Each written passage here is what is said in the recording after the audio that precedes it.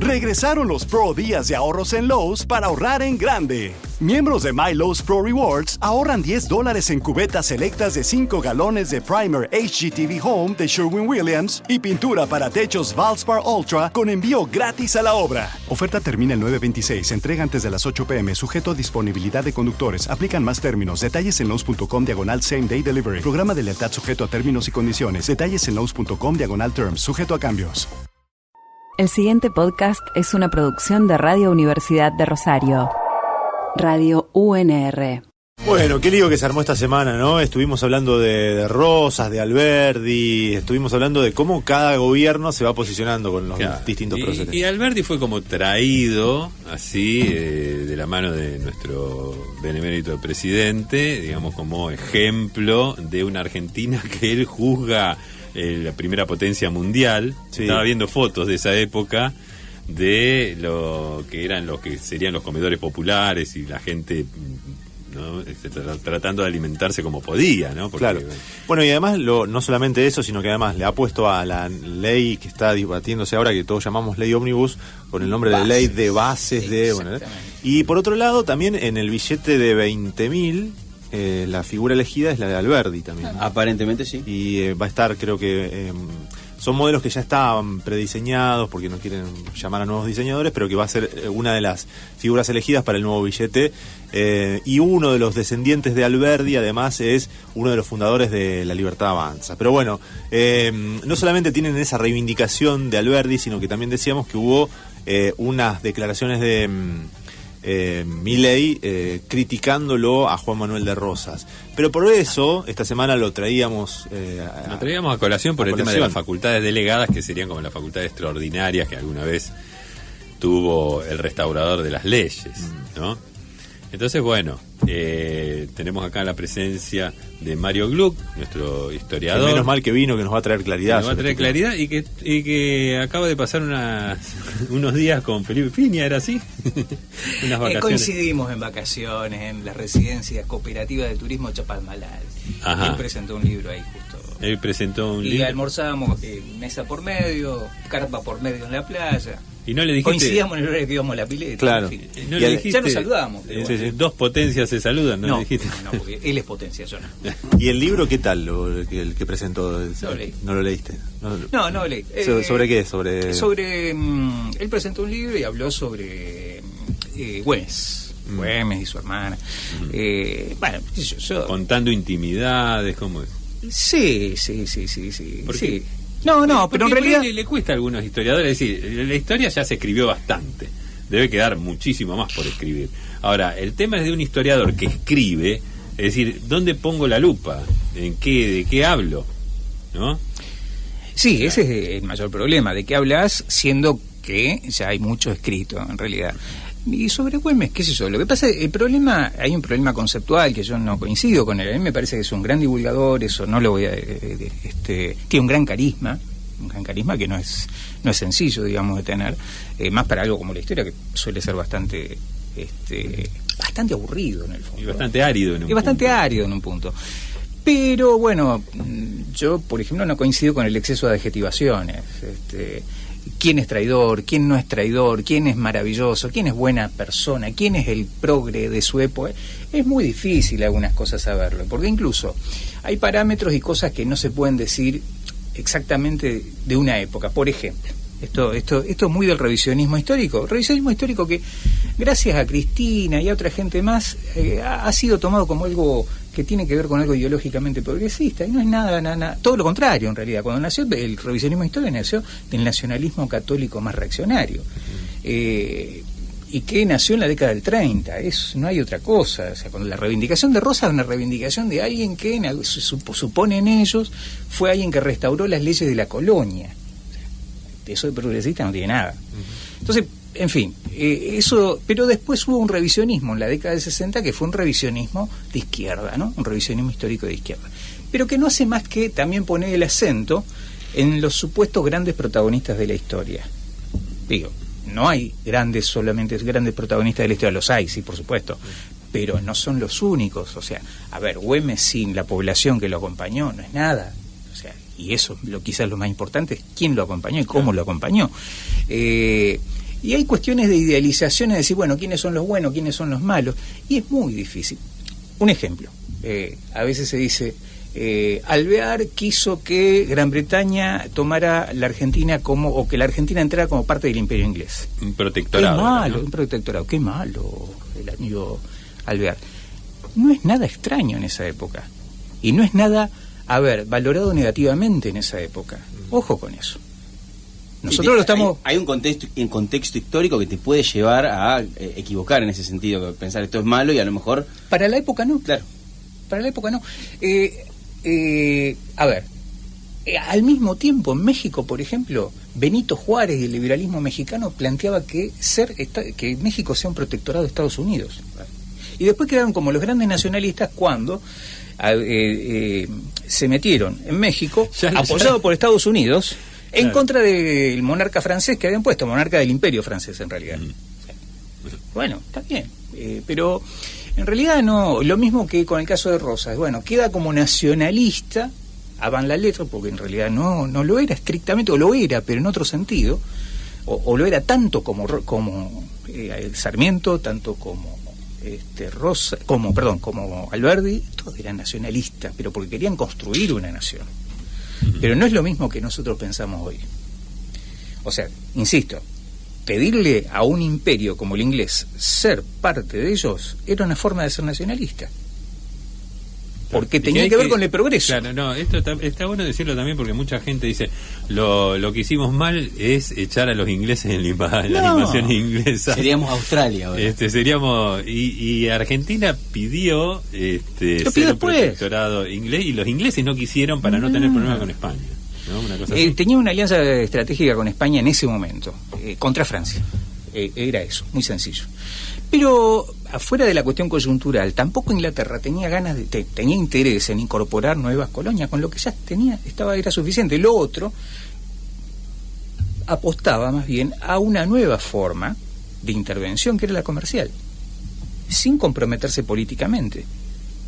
Claro, porque son los que descubren esa manera, vamos a llamarla de imperialismo, ¿no? Exactamente. De meter los productos ya está, no hay que hacer como los españoles. Mira cómo le fue a los españoles. Los españoles fue un imperio pobre, un imperio que fue atrasado. Cuando se les terminó el oro. Se terminó el oro y España fue el país más pobre de Europa. Tremendo. Y fue más pobre que sus ex colonias también. Y después, bueno, qué sé yo, las cosas de Milei a veces no vale la pena mucho discutirlas, pero a ver, cuando él dice el PBI más alto, no se calculaba el PBI en esa época, no existía el PBI como concepto. Él tomó el PBI desde el siglo V antes Por de eso, es inviable eso, inviable. El PBI nace con los estados, y sin estado no hay PBI, porque hay tiene que haber un estado que esté censando, que esté calculando, que esté haciendo estadísticas. Bueno, es igual imposible. Dijo que Argentina fue potencia y medio que nadie salió a cuestionarlo, o sí, digo, tendrían que ir, los historiadores todos juntos ahí. Decir, no. A ver, señor. No, a ver, también tiene que ver con que esto son construcciones de la política a veces muy delirantes. Sí, Esta es muy delirante porque en realidad para ser potencia en aquel momento, yo insisto con lo mismo, no podías ser potencia si no eras de alguna u otra manera parte del circuito imperial. O sea, tener alguna colonia o intentar tenerla como Estados Unidos. Si no eras una potencia. La potencia era eso. No había otra manera de ser potencia. Si era un país próspero, fantástico. Desigual, también lo era. Pero aparte, acá hay una cuestión. La otra vez Elías Palti sacó una nota en Anfibia que la recomiendo, sobre el tema del liberalismo del siglo XIX. El liberalismo del siglo XIX no pensaba como liberalismo, libertarianismo, como quieran llamarlo. Pensaba en otros términos, pero pensaba en otros términos porque tenía otra realidad también. No pensaba estrictamente en pelear contra un Estado igualitario. Pensaba en pelear contra una antigua, si se quiere, una antigua opresión hacia la economía que le hacían las corporaciones y lo que era algo que podía llamarse el Estado colonial o el Estado feudal. O sea, el libre mercado, pero eso como una cuestión de progreso, pero es distinto. Acá se está peleando contra un Estado que podía regular, que podía llegar a ser un Estado que promocione algo más igualitario, o el Estado keynesiano es otra cosa. Completamente distinta. O sea, en aquel momento eso, si se quiere, era una forma de progreso, pero incluso eso lo demuestran los propios liberales. Un liberal como Roca, liberal conservador, como Roca. Tiene un primer gobierno donde, bueno, educación común, el matrimonio civil, bueno, una serie de cosas. Un segundo gobierno, dejando el intermedio, donde hay una serie de problemas, un segundo gobierno donde él se empieza a preocupar por la cuestión social. No porque sea alguien un dechado de sensibilidad social, claro, ni mucho menos, pero convoca, porque era un tipo muy inteligente, dice, no, a ver, acá hay problemas, acá y en el mundo hay problemas, acá hay problemas que hay un movimiento obrero que se está moviendo, se están organizando. Aparte habían llegado todos los anarquistas. Claro, digamos, empezaron a llegar todo esto. Dice, bueno, convocó a socialistas, católicos, Alfredo Palacio entre ellos, ingenieros entre otros, a decir, y a alguien como Vialé Macé, que hizo el famoso informe sobre las clases obreras en la Argentina, dice, vamos a investigar cómo es el tema acá. Y a partir de eso, Joaquín B. González, que fue la cabeza pensante de todo esto y también un liberal, dijo, vamos a hacer un código del trabajo. Se lo rebotaron de todos lados, pero se lo rebotaron diputados y senadores. Pero de cualquier manera tuvo la visión como para decir, bueno, a ver, acá hay algo que hacer con todo esto. No era de decir como dice lo que tenemos, digamos, como presidente, que dice, acá la justicia social es una aberración. Es una aberración, ¿no? Tampoco planteaba la justicia social en un sentido estricto, pero sí planteaba cierta cuestión de decir, a ver, acá hay un conflicto. Uh-huh. ¿Cómo lo resolvemos el conflicto con la gente? Y hay una forma, sí, reprimiendo, perfecto. Pero aparte de reprimir, tenemos que hacer algo, conceder algo. Permitir mínimamente que se organicen como sindicatos, hasta cierto punto, porque era todo muy controlado. Falta la generación de empleo, eso. Había empleo. Sí. El tema era decir, bueno, ¿cuántas horas de trabajo tenía la gente? 12, 14, no había límite de la jornada laboral. Limitemos la jornada laboral un poco. Tratemos de limitar el trabajo de niñas y mujeres, bueno, un montón de cosas, ¿no? Los trabajos semi-esclavos que había en algunos lugares del interior, también. Uh-huh. Entonces, bueno, en ese sentido, como liberal, pensaban... Mario, sobre Alberdi, digamos, ¿qué podés decirnos de lo que retoma Milei y cuánto lo está recortando, digamos? ¿Qué es lo que escuchaste vos?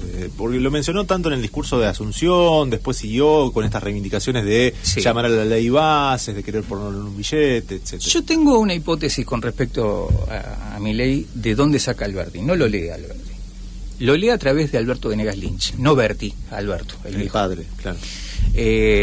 Alberto Venegas Lynch sabe muy bien y conoce muy bien a Alberdi. El problema es el mismo problema que yo mencionaba con respecto al revisionismo histórico. A ver, yo te leo un fragmento de Alberdi, de un libro quizás uno de los menos conocidos de él, que es La vida de Guillermo Wheelwright. William Wheelwright. Guillermo Wheelwright, la calle... Sí, lo tenemos acá abajo. Nunca aprendimos a escribirlo. Jamás, ni a pronunciarlo, yo tampoco.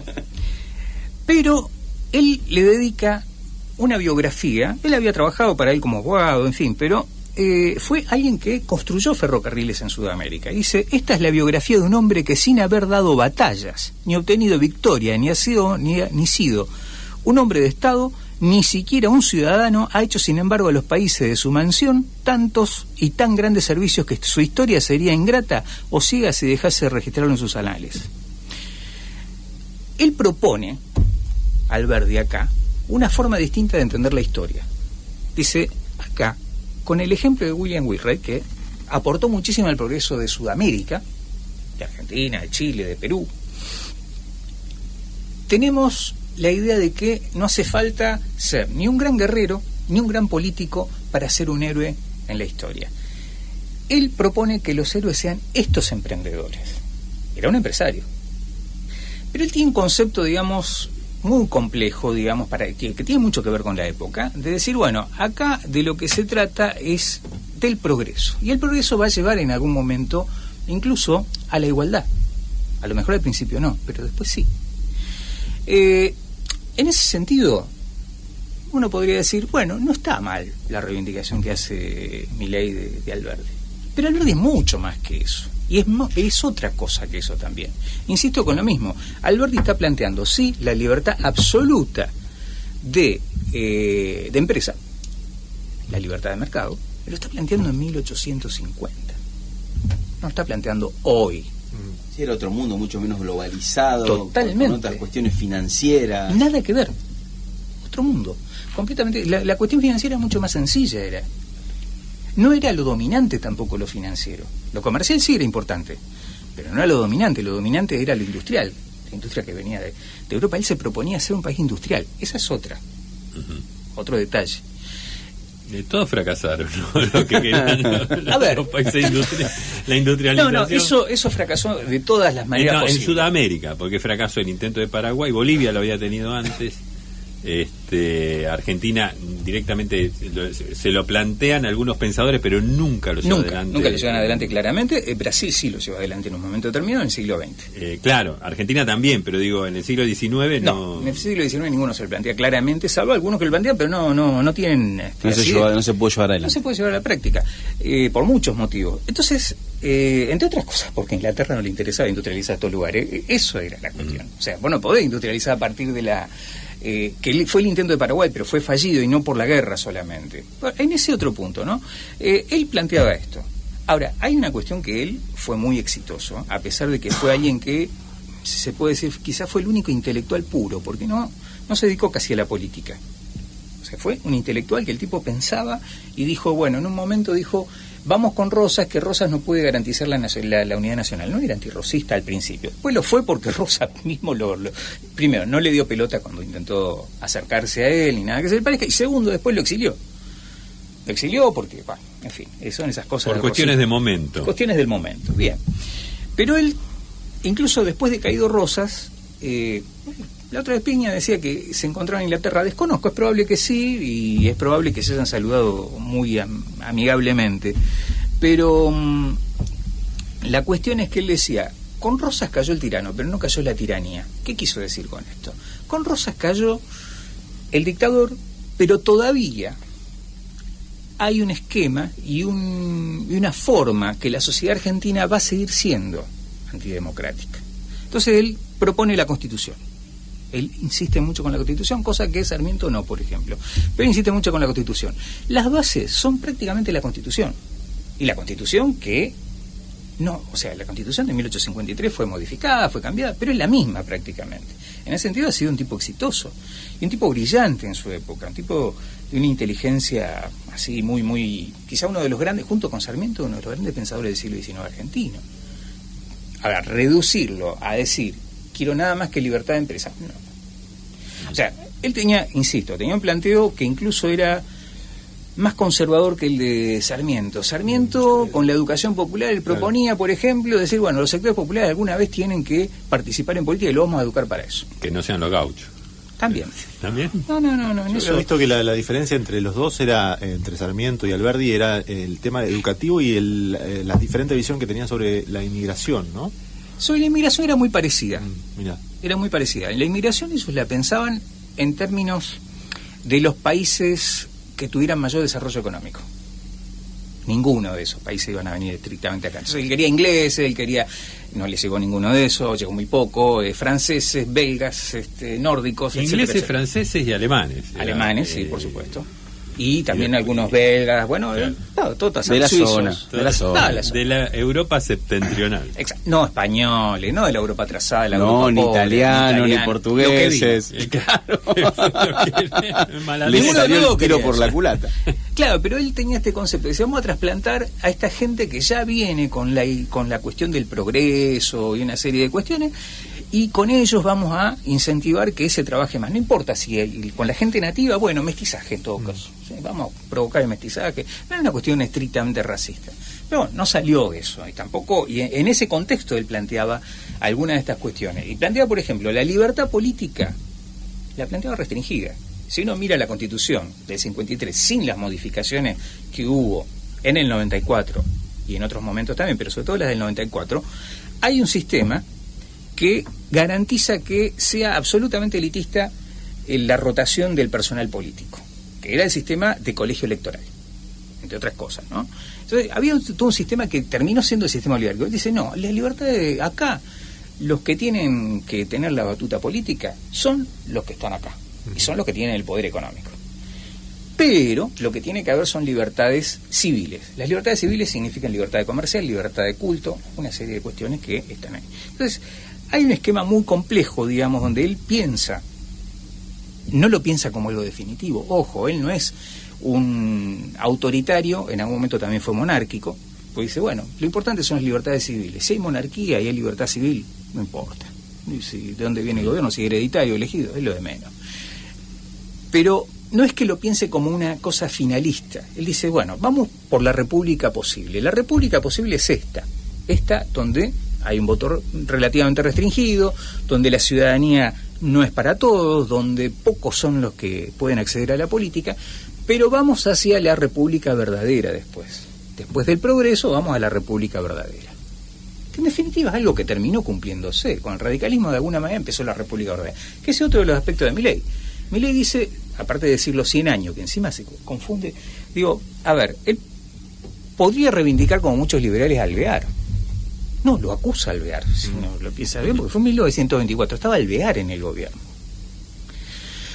Y Alvear, que también, bueno, con Alvear hay una serie de equívocos. Yo la otra vez escuchaba alguien que quería, no sé, plantear alguna cuestión así de nacionalismo, y dice, bueno, porque acá YPF fue creada por Irigoyen. No.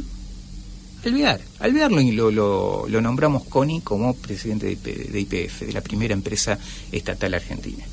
Le dio libertad para muchas cosas. Mosconi en un momento pensó en la privatización, pero después la descartó la idea. En esa época era como que no la veía viable, porque incluso después en el resto de América Latina y en otros países del mundo también terminó siendo la energía petrolera, terminó siendo estatal por muchos motivos, una cuestión estratégica básicamente. Pero bueno, insisto, Alberdi, Sarmiento pensaban en un rol protagónico del Estado en un montón de cuestiones. Bueno, ni hablar de la educación. Pero también claro, hay que decir que eso, ¿no? Desde la 1420 sale, que es la laica, gratuita, obligatoria, ¿no? Que hoy se está dejando bastante de lado, ¿no? Porque se está dejando a la población medio hacia al acaso. Agarre como pueda. Claro, agarrate como pueda. Y o sea, en ese momento el esquema liberal tenía varias cuestiones progresistas. Totalmente. Que después retrocede mucho cuando surge, cuando el poder eclesiástico se toma revancha, de alguna manera. En los 30. Claro.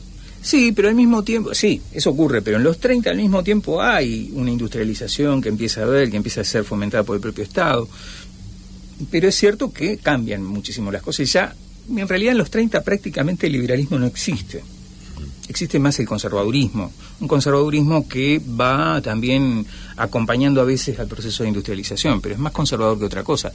En eso, la Argentina tiene una característica que lo diferencia de países como Colombia o como en el siglo XIX, ¿no? O como México. En Colombia y en México hubo guerras civiles entre liberales y conservadores, guerras civiles, o sea, se mataban directamente. En la Argentina hubo más convergencias entre liberales y conservadores. Las guerras civiles se planteaban entre unitarios y federales, que no hay una correspondencia entre liberal y conservador. Conservadores eran aquellos que querían reivindicar la época de la colonia y hasta ser monárquico en algunos casos. Y reivindicar sobre todo el papel de la Iglesia.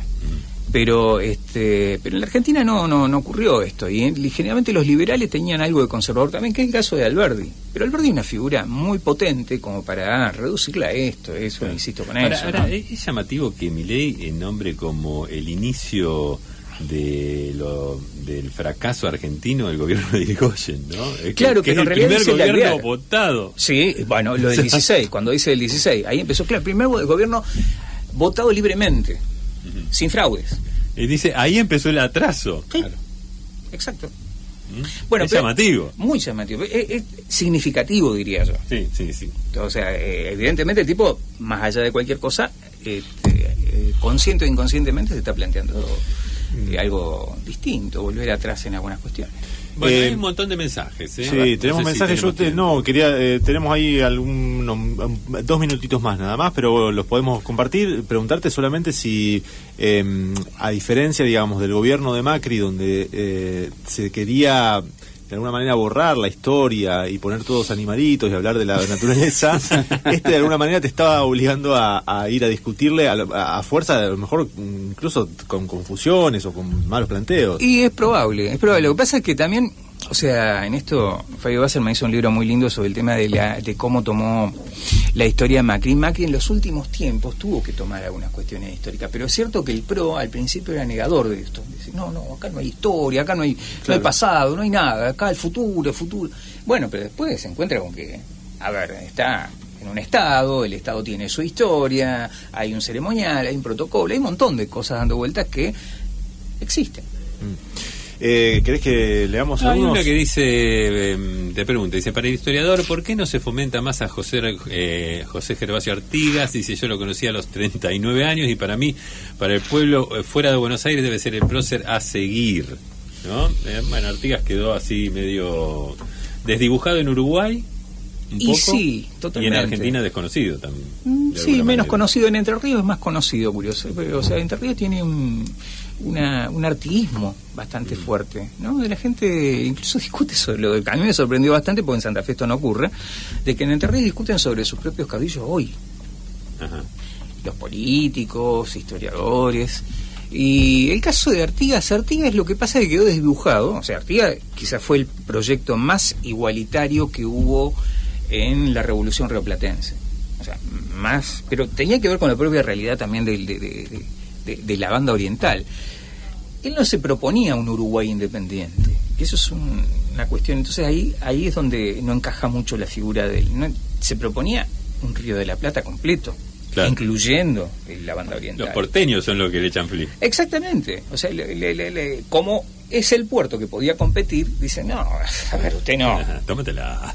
Usted no, usted acá no. Pero no deja de ser, o sea, para Uruguay también, porque no es el artífice de la independencia uruguaya tampoco. 1833 cuando se dio 1828, perdón, cuando se dio la independencia uruguaya se independizó, en realidad Uruguay se independizó del Imperio Portugués.